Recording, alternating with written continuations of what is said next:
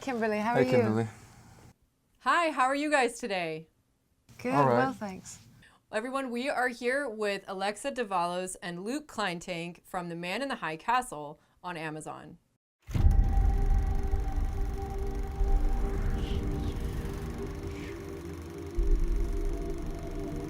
What is this? Newsreel film. It shows us winning the war. But we didn't win the war.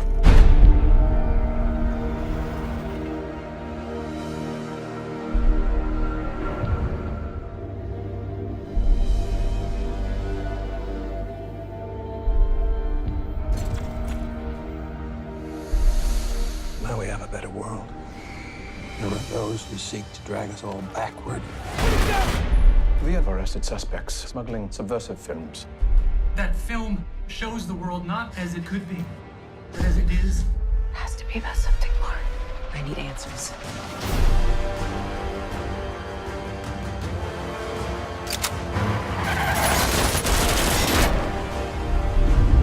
They're scared. Scared this film could bring this whole thing tumbling down. A film that shows another world? So what?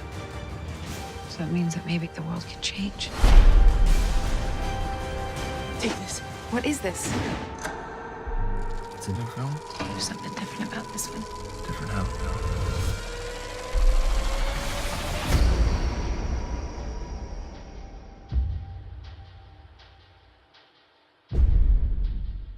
Now, this show is based on a very interesting premise from a Hugo Award-winning novel about what would it be like if the Nazis had actually won and were occupying the United States. So, Alexa, your character in the show is Juliana Crane, and I know that she starts out in the Japanese-occupied San Francisco area. Would you like to tell us a bit about it? Yeah, she's kind of an extraordinary creature in my mind's eye, certainly.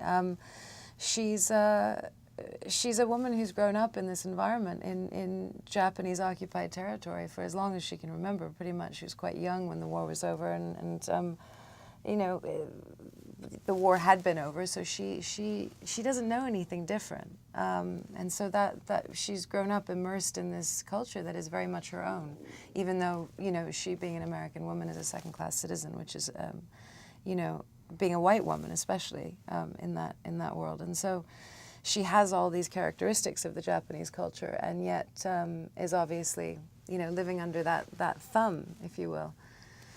And she loses her sister, which sends her sort of spiraling into a completely different existence, one she never could have fathomed and certainly wouldn't have wanted to. And the first season is her sort of navigating that tide, and then the second season is really about her learning how to survive and how to become a chameleon and be whatever she needs to be to stay alive. And yet she has a plan. She's a little bit masterful when it comes to getting her questions answered. She's tenacious. So. You had faith in me once. I take full responsibility for my mistake. Please. I need a diplomatic visa to get out of the Pacific States and do what I have to do. What is that? Something that might be crazy. But if it isn't, I can't take that risk. All I know is I have to try to do what's right. What if by trying you compound tragedy? Are you saying I should do nothing? Do not rely on my judgment. I'm sorry. Cannot help you.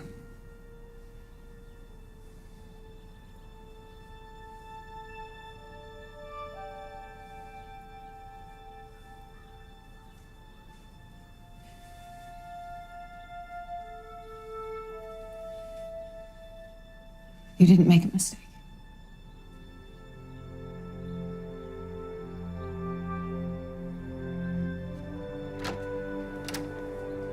It's not safe here in this city. You should leave. Well, she goes and pleads for asylum, actually. So she's in a position where on the West Coast, she's no longer safe. She's wanted by the Kempeitai, which is the Imperial Japanese police. She's wanted by the resistance. She has nowhere to go. And so she makes a choice, a split-second choice to save her own life, and she pleads for asylum in the Reich. So. Well, that's very smart. We have received a request from the Japanese authorities for the immediate return of Miss Crane, sir. I know you don't owe me anything. Just thought that after what I did for Joe that I might be safe here. You finished your evaluation, Stormbound Fury? Yes, sir, but there is a medical issue. Fractured pelvis. 2 years ago, I was in a bus accident. Have you tried to conceive children since then? No, sir. For a woman your age seeking asylum, the ability to bear children is a factor. But you're wrong, Miss Crane. We do owe you. We're not going to send you back to face the Kembatai or the resistance. Your temporary asylum is approved on my authority. Thank you. I am Obergruppenführer John Smith. Welcome to the Reich. And Luke, you played Joe Blake, who starts out in the rebellion, I think because of his father. Would you like to explain a bit? Yeah, well, his relationship with his father was non-existent growing up. Joe's he wasn't there for him, and so Joe kind of grew up as he's not an orphan, but he grew up with his mother in kind of a tortured, lonely life. And there's so many unanswered things about Joe. He's very mysterious, and after season 1 and into season 2, we get to meet his father, and we get to start to explore that relationship and kind of the ideas that the Reich holds, and his father is trying to be there for him and trying to teach him as a father would. But it's almost as if it's too late.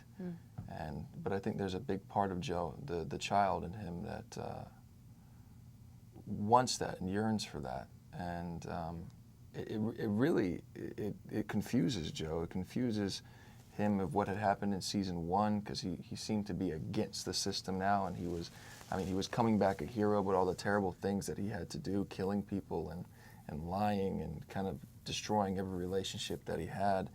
And now this man's coming into his life, and I don't think he trusts a lot of people. And so his trust is earned, and he's dealing with a lot. He's on a very emotional journey. Definitely. And we start to see their interaction in season 2. Is something wrong? I'm going home. What happened? One of your guests reminded me of who I am and who I'm not. I don't understand. No, you wouldn't. But I've seen the blood that pays for this champagne. And if you think for a second that it's going to make me forget what you did to my mother. She died poor, by the way. Joseph, I'm not asking you to forget anything. I get it. It was war. You were here. We were there. There's more to the story, son. I don't care anymore. Please stay. Is that an order, Reichsminister? And whatever it is you need to tell me to clear your conscience, I don't want to hear it. And he comes from the Nazi-occupied New York side of the country, and it's really crazy to see New York like this in the show. And I did notice that the clothing and the cars and everything are almost as if they never really progressed past World War II.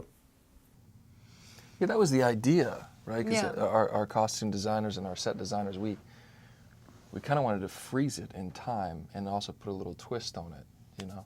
So I don't really know how to place it, to be honest. No, it's an era unto itself. I mean, it's an imagined, time frame. It's, historical supposition is something that allows you to have absolute freedom, visually and as far as the storytelling goes. you know, but as far as painting the picture and setting the stage, you know, we have, yeah, it's very 1950s and 1940s. We're a little bit behind, you know, any country that's living, you know, under occupation isn't, you know, isn't up to speed. And so it's not the 1962 we know, obviously. You know, there wasn't free love and pop culture and music, and all of those things were not part of this world. And so, yeah, it's its own thing. Yeah, it's a very interesting alternate world. I wanted to ask also, how do your characters interact in this next season? Oh, God. It's a spiritual connection, man. I mean, I think at this point. Yeah, no, in season 2, we're very separated in season 2. Everyone's kind of exploring their own. They kind of took the nucleus of the first season and all the characters and kind of, you know, scattered them, which, you know, initially for us was rather devastating, and yet, you know, it was kind of an interesting thing to do, I think, in a lot of ways, and you know, but the characters are alive in each other, certainly. Yeah, I think it lends to the story too. I think it just makes you want that relationship to come back even more. You know, it's that separated love. That's definitely something that I think people will be looking forward to. Yeah. And what would you say is your most favorite scene that each of you have shot so far? Damn. Oh, God. God, there's a lot of them. Of course, they're flashing sort of at rapid speed in my mind. I would say one of them was a scene that I shot with Rupert Evans in the first season. I think it was episode 6. They have a big argument, and a very emotional argument, and our director at the time was extraordinary because he basically just said, the room's yours. No blocking, no marks. You do what you do and we'll find you. And so they had multiple cameras going at the same time, and it felt very much like doing a play. There was just an incredible freedom in that, which is very, very rare. That's certainly one of my favorite experiences. That's wonderful. And what about you, Luke? I don't know if I can say this, but there was, because there's a scene, I think it's in episode 6, but Joe goes on. Second season or first season? Were you talking about first season? Any season. Oh, you said any season? Yeah, in any of them.